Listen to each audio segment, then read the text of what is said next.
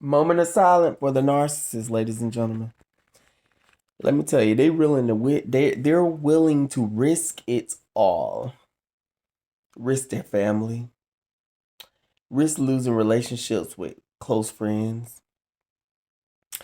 risk they're willing to risk it all to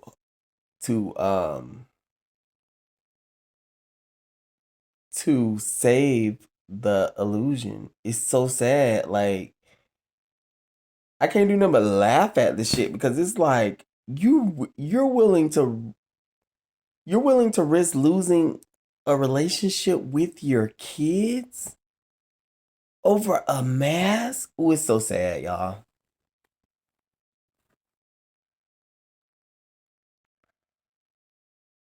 I just had a vision of it. This particular person, the narc parent. And I was just thinking about it. It's just so sad that it's so sad. You have family that love for so many narcissistic parents out there that is willing to throw their kids away, push relationships with their kids away forever for the facade, for the illusion.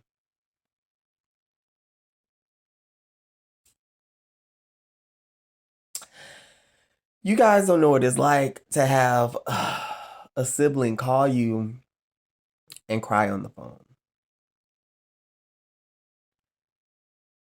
Cry on the phone because the reality set in that how could you be this kind of mother to your kids?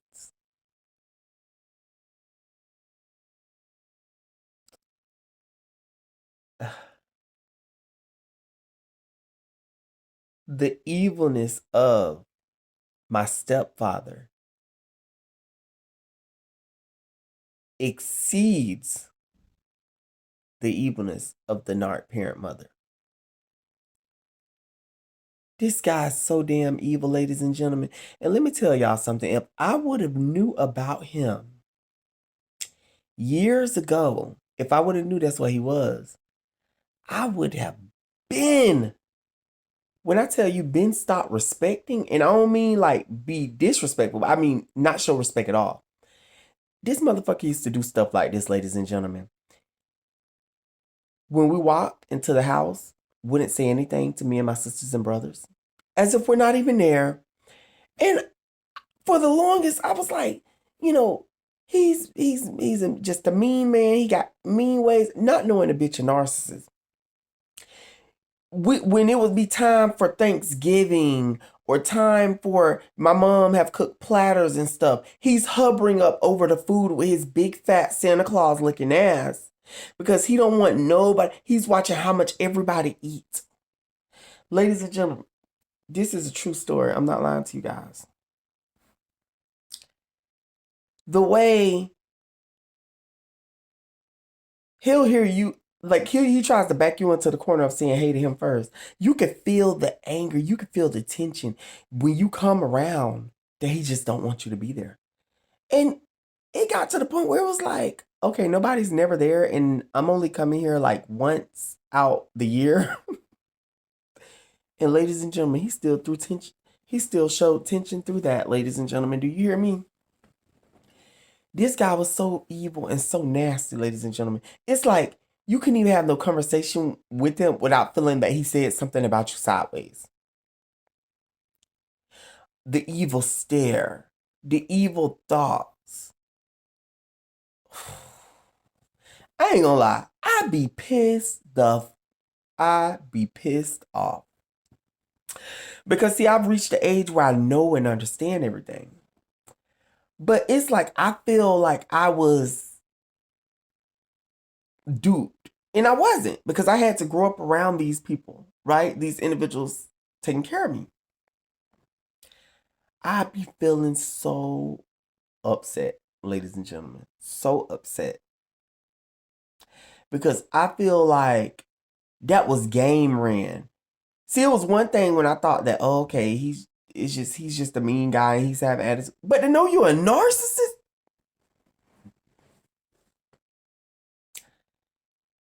One thing I can say, I defended myself even when I was younger. Because it was one time he was getting ready to run up and get done up. Do you hear me, ladies and gentlemen? And I was never the type to say, use profanity with my parents. I was never the type to, look for altercations or fight my parents. I went to school. I did the best I could. I wasn't a A-B student. I was more like a C student, to be honest with you guys. But I was popular in my own way because I accepted everybody that everybody else didn't. And I was, a friendly guy.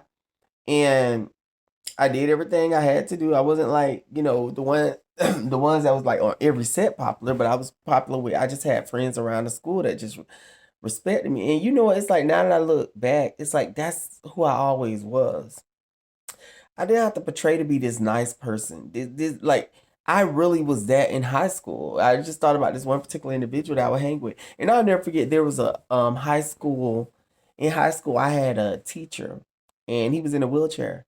And I'll never forget he asked me for a lift to the class or something, or maybe I asked him, I don't know. But I ended up pushing him all the way to class. And so I think maybe I got a student or two that snickered about it or whatever. But it was just I didn't give a damn how anybody see me, ladies and gentlemen. So just to sum it up, I wasn't a bad child. I was very, very respectful, very well mannered. The only thing is I just like to be creative, be on the computer. I will never forget my when I tell you this man so damn evil. I'll never forget. I was in the room and I had just left the program of Job Corps. Because remember, I told you guys I wasn't doing anything with my life when I was out of high school. I was trying to get it together, but the streets tried to take me so fast. Narcissist. And so one thing led to another. I had just, after Job Corps, I was working around a friend, and me and him led me to be working at McDonald's. And I'll never forget coming home and because I couldn't get a job in healthcare, they just weren't hiring. It was just something so weird about it because it just weren't there. And it was something that I didn't know, and my friend decided to stick to that or whatever, to the little fast food thing. So I did too. So I'll never forget coming home and I went to sleep. And ladies and gentlemen, I would have thought that I thought that I was like dreaming because I could hear voices talking about me so loud in my sleep. And I'm just like tossing and turning. And it was a long day of work. And I could hear voices just talking and saying this voice saying that and that voice. So eventually I got up and I walked into the living room. But as I'm going closer towards the living room, I'm going down the hallway. I could hear the noise getting bigger, like louder of me talking about me. This motherfucker was standing in the living room and was talking about me to my sibling. Do you hear me, ladies and gentlemen?